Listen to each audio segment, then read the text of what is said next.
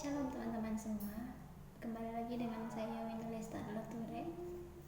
Dan kali ini kita akan belajar mengenai atau review tentang apa yang saya pelajari di dalam kelas. Dan kali ini kita akan masih membahas mengenai kedudukan kerendahan daripada Kristus atau tentang humiliation state. Dan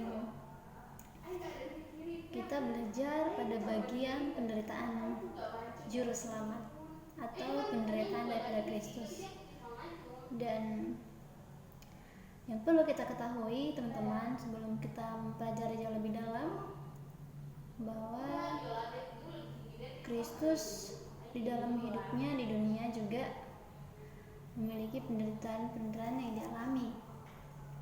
Ya, karena penderitaan yang dalam ini sebenarnya lebih karena Allah, karena Kristus itu memiliki karakter kebenaran, di mana juga kita dapat melihat di dalam banyak perjanjian baru para ahli-ahli Taurat dan juga para orang Farisi pada saat itu agak bersinggungan dengan Kristus atau Yesus dengan apa yang diajarkan, karena yang selalu yang diajarkan itu sebenarnya sesuai dengan apa yang Allah mau, tetapi karena apa yang dia lakukan itu jadi tidak diterima pada saat itu.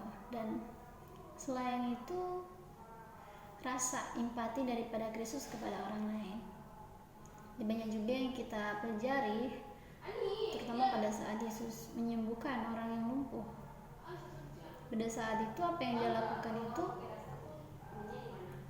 sebenarnya itu menjadi suatu hal yang ditolak, karena menurut orang-orang pada saat itu, karena sudah terkungkung oleh ratu istiadat pada saat itu, sehingga itulah sebenarnya hal-hal yang membuat Kristus menderita di dunia. Dan yang ketiga itu antisipasi akan pengorbanan yang dilakukannya di kayu salib, dimana kita sendiri tahu bahwa Kristus sebagai anak tunggal Allah Bapa kita, dia mengorbankan dirinya untuk kita memperoleh pengampunan, kesembuhan, dan juga pemulihan dalam dosa kita, sehingga dia mati di kayu salib agar segala dosa yang kita lakukan ditimpakan kepadanya dan keadilan Allah dilakukan kepadanya, sehingga kita memperoleh kasih karunia yang sekarang kita peroleh, kita dimudahkan. Dan ternyata ketika kita berbicara mengenai penderitaan dari Kristus ini, penderitaan Kristus yang paling tertinggi atau paling besar tingkatannya itu pada saat dia berada di Taman Getsemani. Nah, pada saat itu di Taman Getsemani, Yesus sedang berbicara kepada Bapanya di surga sampai ia mengeluarkan keringat darah.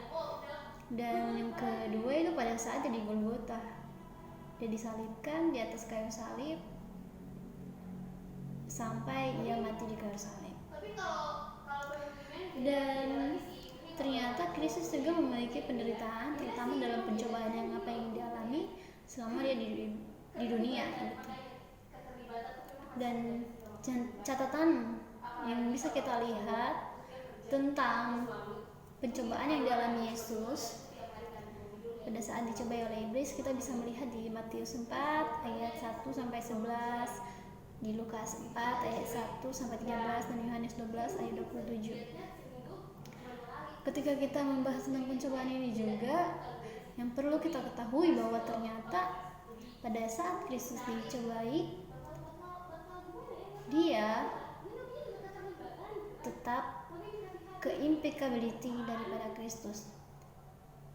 Impeccability ini dikatakan bahwa Kristus ini tidak berdosa, dan bukti ketidakberdosaan oleh Kristus kita bisa melihat di Ibrani 4 ayat 15, di mana Yesus mengatakan bahwa memang Yesus dicobai tetapi dia tidak melakukan dosa, atau Yesus sendiri tidak terjatuh ke dalam dosa, atas percobaan itu. Apa yang dilakukan oleh Yesus ini seturut dengan apa yang Allah inginkan. Dia tetap menjaga kekudusan yang dia miliki dan juga karakter yang dia miliki tetap terjaga.